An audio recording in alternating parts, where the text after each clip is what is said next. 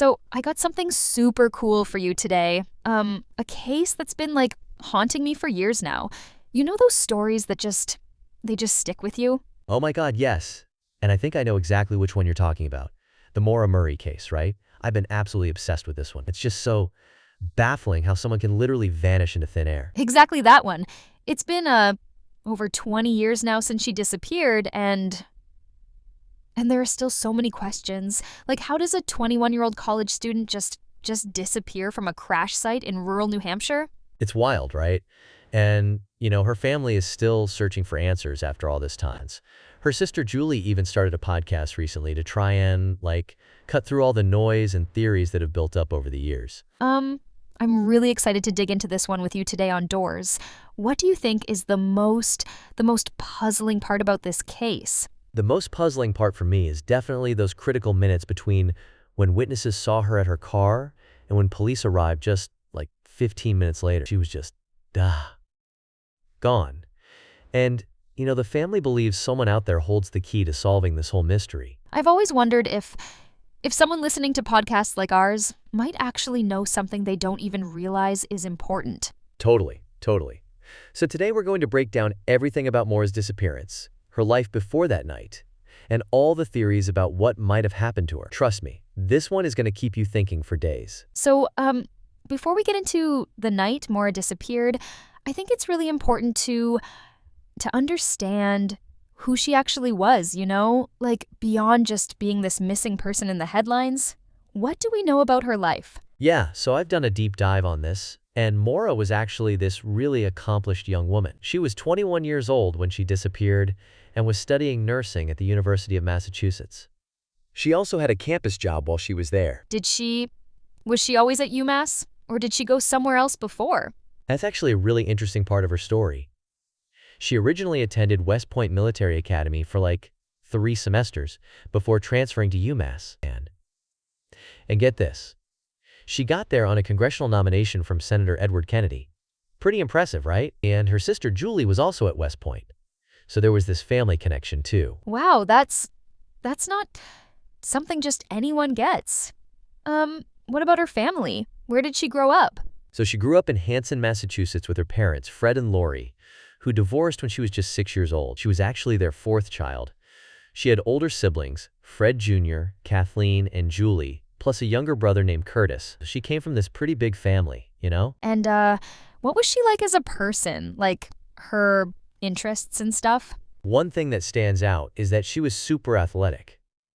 During high school at Whitman-Hanson Regional, she excelled at sports, especially basketball and cross country. By all accounts, she was this really driven, accomplished person, which makes her disappearance even more, jarring, I guess? It seems like her family is really trying to make sure people know who she was as a person, not just as this missing girl. Absolutely. And that's been a huge focus for her sister Julie, especially with her new podcast. She's really trying to show who Maura was before she made headlines, Because when someone goes missing like this, their whole identity can sometimes get lost in all the theories and speculation. And Maura was obviously way more than just a disappearance. That makes so much sense. Was she in a relationship at the time? I feel like that's usually important to know. Yeah, she was actually dating a guy named Bill Rausch at the time. And he helped search for her after she went missing. He's denied any involvement in her disappearance, according to reports from the Washington City paper. Their relationship is definitely something that's been scrutinized a lot in the years since. So, let's talk about what was happening in Maura's life right before she disappeared. Because it seems like there was a lot going on, right? Things that might explain her state of mind. Yeah, absolutely. So the days leading up to Maura's disappearance were honestly really tumultuous for her. Her sister Julie has shared a lot about this on her podcast, and it paints this picture of someone who was, dealing with several stressful situations all at once. What kind of situations? Well, for one thing, her supervisor at her campus job reported that Maura had this really upsetting phone call just a few days before she disappeared. It was apparently so distressing that she had to leave work early, which, isn't something you typically do unless it's serious. Do we know what the call was about? So from what we know, she had learned that her sister Kathleen, who had struggled with alcohol abuse, had relapsed. And then, on top of that, She crashed her dad's car into a guardrail, which caused, like, thousands of dollars in damage. Oh wow, that's a lot. Right? And according to Julie, Maura was already using her dad's car because she was having trouble with her own car. And this was especially stressful because her nursing program apparently had this reliable transportation prerequisite, so she was already in a tough spot. And then, bam, she crashes her dad's car. How did her dad react to that? I mean, I can imagine that would be a pretty tense situation. Her father, Fred, said she was distraught, quite distraught, after the crash. But Julie explained that he was disappointed, but there was nothing he could do or say that would be harsher than what Maura told herself. Apparently, Maura really hated disappointing her dad and was, like, super hard on herself. Julie said she was her own worst critic and never wanted to burden anybody. That's so sad. I mean, it sounds like she was under a lot of pressure. Yeah, and there were signs that she was really struggling. Julie mentioned that Maura had made these late-night calls for food, which might not seem like a big deal, but Julie said Maura had previously dealt with an eating disorder.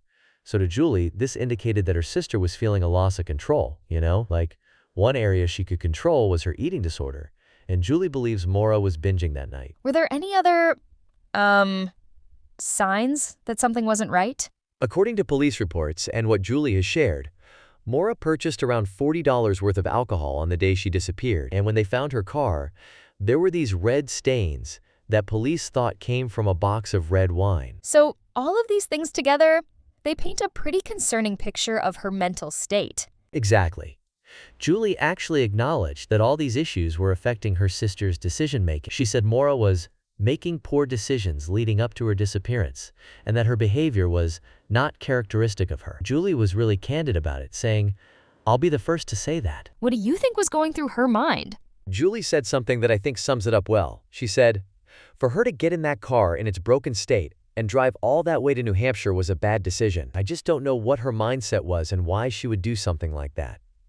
It really seems like, she was not in a good place mentally when she made that trip. So, what exactly happened on February 9th to Windsor? Like, what do we know about Maura's movements on the actual day she disappeared? So this is where things get really, really interesting and honestly kind of strange. The timeline of February 9th shows that Maura was, like, doing things that don't necessarily line up with someone planning to disappear, What kind of things? Well, for starters, she turned in a homework assignment at 3:32 a.m. that morning. Like, who does that, right? As Julie pointed out on her podcast, who puts in that kind of effort if they plan to disappear? It's just not something you'd bother with if you weren't planning to come back. That's a really good point. What else did she do that day?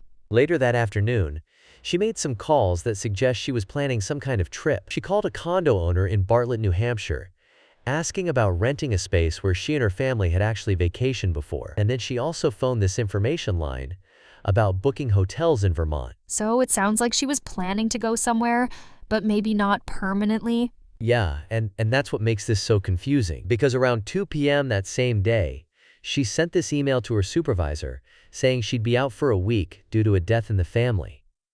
But there wasn't actually any death. No one in her family had died. Wait, what? That's weird. I know, right? But here's another thing that makes it seem like she was planning to return. She picked up these important forms that needed to be filled out, including accident papers for her dad's car. Julie thinks this might indicate she was planning to see her father and give those to him. She also had forms to reinstate her suspended license after being pulled over for speeding. Both sets of paperwork were found in her car after she disappeared. So there are all these contradictory signals. Some suggesting she was running away, others suggesting she was coming back. Exactly. And then, that evening around 7:30 p.m., she has this car accident in Woodsville, New Hampshire. A local resident called the police and reported seeing Maura standing next to her car. Then a bus driver, his name was Arthur Butch Atwood, drove by and offered to help her, but she apparently declined his help. And then what happened? Well, that's the thing. When police arrived just 15 minutes after that initial 911 call, Maura was just gone. Completely vanished. No trace of her at all. That's so bizarre. Did the police think she might have, done something to herself? Early on, police had this theory that maybe Maura died by suicide. But Julie doesn't believe that. She points to all these things Maura did that day that suggest she was planning to return home after her drive. What about the car? Was it, totaled in the accident? Well, this is another weird thing. While the police report stated that Maura's car hit a tree, Julie revealed that they had a private vehicle reconstructionist analyze the car, and what they found was surprising. The specialist said the damage wasn't consistent with hitting a tree, as stated in the police report, and the car was drivable. Wait, so what did the car hit then? That's still a mystery. The specialist noted that the hood was pushed back and buckled in the middle, and the radiator support was bent. They concluded that the two recorded events must have happened when the vehicle was moving forward under its own propulsion. So whatever happened, the car was moving at the time. So many strange details here. And there's one more thing that's super odd. Julie claimed they found a random Chrysler part in Maura's car, and that's noteworthy because there was a suspicious person driving a white Jeep Grand Cherokee about 7 miles from Maura's accident site who fled when police arrived. And guess what company manufactures Jeep? Chrysler? Exactly. And there was even a white scuff mark on the Saturn's rear bumper. It's just, there are so many little details that don't add up, you know? So, let's talk about this car accident itself. What exactly do we know about what happened when Maura crashed? Oh,